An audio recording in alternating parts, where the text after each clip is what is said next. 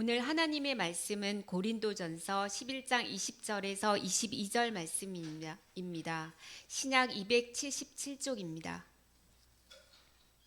그런즉 너희가 함께 모여서 주의 만찬을 먹을 수 없으니 이는 먹을 때에 각각 자기의 만찬을 먼저 갖다 먹음으로 어떤 사람은 시장하고 어떤 사람은 취함이라. 너희가 먹고 마실 집이 없느냐? 너희가 하나님의 교회를 업신 여기고 빈궁한 자들을 부끄럽게 하느냐? 내가 너희에게 무슨 말을 하랴? 너희를 칭찬하랴? 이것으로 칭찬하지 않노라. 아멘. 김진아 목사님께서 이것을 행하여 나를 기념하라라는 제목으로 하나님의 말씀을 전하시겠습니다.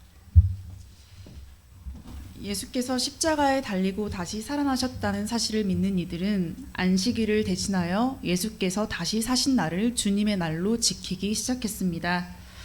예수께서 율법을 폐하신 것과는 상관없이 당시에는 안식일이 곧 공휴일이었습니다.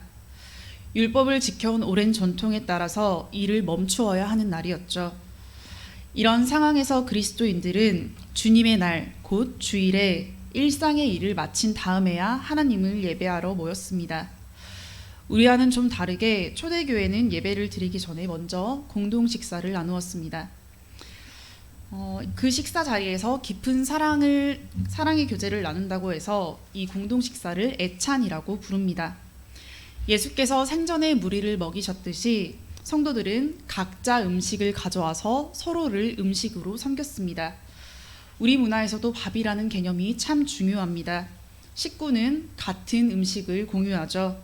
함께 같은 음식을 나누어 먹는 과정에서 사람들은 하나됨과 소속감을 느낍니다. 공동 식사도 마찬가지였습니다. 함께 같은 음식을 나누어 먹는 과정에서 모두가 한 믿음을 공유하고 있다는 사실을 확인할 수 있었습니다. 이는 믿음을 지켜내기 어려운 때 그리스도인으로서의 정체성을 다시금 다지게 하는 힘이었습니다. 이 공동 식사 다음 예배가 이어집니다. 공동 식사 때 서로를 섬긴 이들, 모두가 하나라는 사실을 확인한 이들이 함께 하나님을 예배합니다. 그 예배가 하나님께서 보시기에 어떻게 아름답지 않을 수 있을까요? 초대교회의 예배 끝에는 늘 성찬이 행해졌습니다. 성도들은 같은 떡을 먹고 같은 잔을 마시면서 예수께서 베푸신 사랑을 기념했습니다. 예수께서는 당신의 목숨을 버리면서까지 사랑하셨습니다. 성찬은 그 크고 아픈 사랑을 기억하는 시간이지만 슬퍼하고 마음 아파할 일이 아니었습니다. 예수께서는 다시 살아나서 지금도 살아계십니다. 성찬에 참여할 때는 십자가에 달리기까지 사랑하신 그 예수께서 언젠가 다시 오셔서 승리하실 것이라는 사실까지 기억해야 합니다. 초대교회에서는 성찬 때 이런 기쁨만이 가득했습니다. 성도들은 공동 식사에서부터 서로 안에 있는 사랑을 확인했고 그 사랑이 승리의 날을 희망하는 증거가 되었습니다. 이렇듯 성찬에 함께 참여하는 이들에게 공동 식사는 매우 중요했습니다. 공동 식사와 성찬이 하나로 묶여 있는 것이나 마찬가지였죠. 그러던 어느 날 바울 사도가 고린도 교회에 편지를 보냅니다.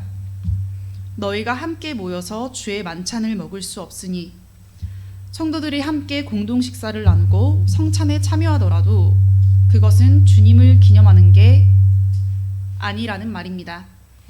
하나님을 예배하는 주일은 일상을 지내다가 모여야 하는 날이었습니다. 바로 이 주일이라는 시간이 문제였습니다. 초대교회 안에는 부유한 사람도 있었지만 가난한 사람은 훨씬 더 많았습니다. 비교적 많이 가진 이들은 일을 적게 하거나 일을 아예 하지 않아도 됩니다. 덜 가진 이들은 그들보다는 더 많이 일해야 하고 어쩌면 열심히 일해도 입에 풀칠하는 정도에 그칠 수 있습니다. 가난한 이들은 주일에 종일 일하다가 예배당으로 향합니다. 흙먼지를 가득 뒤집어 쓰고 땀 냄새에 범벅하고 그 손에 아무 음식도 준비하지 못한 이들도 여럿 있었을 것입니다. 그런 사람들에게는 예배 전 공동 식사가 일주일 동안 가장 손꼽아 기다리는 시간이었겠죠. 언제부터였는지 모르지만 공동 식사에서 가난한 이들이 차별당하기 시작합니다. 분명 그 자리는 함께 같은 음식을 나누어 먹으면서 서로의 사랑을 확인하는 자리였습니다. 먼저 모인 부자들이 기다리기에는 가난한 이들이 너무 늦게 오는 탓일까요? 부자들은 가져온 음식을 자기네끼리 나누어 먹기 시작합니다. 그들의 공동 식사에는 맛있는 음식과 좋은 술이 가득했습니다. 그들이 먹을 만큼 먹고 남은 음식이 가난한 이들의 공동 식사가 되었습니다. 같은 음식을 나누어 먹는 모두의 공동 식사는 사라지고 부자들의 공동 식사와 가난한 이들의 공동 식사로 나뉩니다. 심지어 어떤 부자들은 계속해서 먹고 마셔서 취하기까지 하고 가난한 사람 중에 어떤 사람은 먹지 못하는 경우까지 발생했습니다. 그 가난한 사람은 예배를 드리는 동안 굶주린 배를 얼마나 더 줄여야 했을까요? 이런 상황에서 예배 끝에 행해지는 성찬은 의미를 잃었습니다. 예수 그리스도를 믿는다는 그들의 모임 안에서도 사랑을 발견할 수 없는데 어떤 희망을 품고 어떻게 기뻐할 수 있을까요? 가난한 이들과 달리 부자들은 공동 식사에서부터 예배 시간에도 그리고 성찬에 참여하면서도 기쁨만이 가득했습니다. 바울 사도들은 이 부자들을 질책합니다. 너희가 먹고 마실 집이 없느냐? 너희가 하나님의 교회를 업신여기고 빈궁한 자들을 부끄럽게 하느냐? 솔직히 부자들은 자기 음식을 가져와서 먹은 것뿐입니다. 일상에서 그러는 것처럼요. 그런데 일주일에 한 번 하나님을 예배하는 시간만큼은 평소와는 달라야 했습니다. 부자들은 함께 공동체를 이루고 있는 가난한 이들을 생각하지 않았습니다. 그들에게서 함께 먹을 기회뿐만 아니라 마땅히 누려야 할 사랑과 그 기쁨마저 빼앗았습니다. 가난한 이들은 교회 안에서도 이어지는 이 차별 속에서 삶의 희망을 품을 수 없었습니다. 함께 같은 떡을 먹고 같은 잔을 마시는 자체가 중요한 게 아닙니다. 교회 공동체가 성찬에 참여하기까지 어떻게 지내왔는지가 관건입니다. 서로 섬기고 서로 사랑하는 그 사랑의 교제가 성찬을 성찬답게 합니다. 사랑의 교제, 사랑의 섬김을 잃은 성찬에서는 주님을 기념할 수 없습니다. 사랑을 잃은 성찬에서 주님이 기억된다면 그 주님은 사랑이 없는 주님일 것입니다. 주님께서 가르쳐 주신 기도에 이런 대목이 있죠. 우리가 우리에게 죄 지은 자를 사하여 준 것 같이 우리 죄를 사하여 주시옵고. 먼저 다른 사람을 용서한 사람만이 하나님께 죄 용서를 구할 수 있습니다. 먼저 형제 자매를 사랑하는 사람만이 그들과 함께 하나님의 사랑을 이야기할 수 있습니다. 예수께서는 잡히시기 전 당신께서 이 땅을 떠난 다음 믿음을 지켜야 하는 이들을 위해 성만찬을 제정하셨습니다.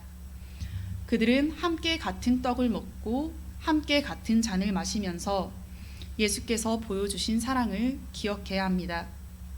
승리의 날을 희망하면서 박해 가운데 믿음을 지켜나가야 합니다. 예수 없이 이 땅에 남겨진 이들에게 성만찬은 굉장히 중요했습니다. 그런데 네 복음서 가운데 요한복음은 이토록 중요한 성만찬을 빼놓습니다. 그 대신 세족 사건과 새 계명을 말합니다. 성만찬에 참여하는 이들이 어떤 삶을 살아야 하는지 보여주기 위해서요. 새 계명을 너희에게 주노니 서로 사랑하라. 공동체 안에 있는 형제 자매는 서로 사랑해야 합니다. 내가 너희를 사랑한 것 같이 너희도 서로 사랑하라. 그리고 그 사랑은 예수께서 제자를 사랑하신 것과 같은 사랑이어야 합니다. 주님, 선생님이라 불리던 예수께서는 허리 숙여 제자들의 발을 씻기셨습니다. 형제 자매는 서로 사랑하기 위해 몸을 낮추어야 합니다. 몸을 낮추기 위해서는 먼저 자기 마음을 낮추어야 합니다.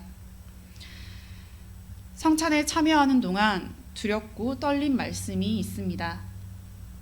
그러므로 누구든지 주의 떡이나 잔을 합당하지 않게 먹고 마시는 자는 주의 몸과 피에 대하여 죄를 짓는 것이니라. 사람이 자기를 살피고 그 후에야 이 떡을 먹고 이 잔을 마실지니 주의 몸을 분별하지 못하고 먹고 마시는 자는 자기의 죄를 먹고 마시는 것이니라. 이 말씀에 따라 성찬에 참여하기 전 모두는 스스로 삶을 돌아봅니다.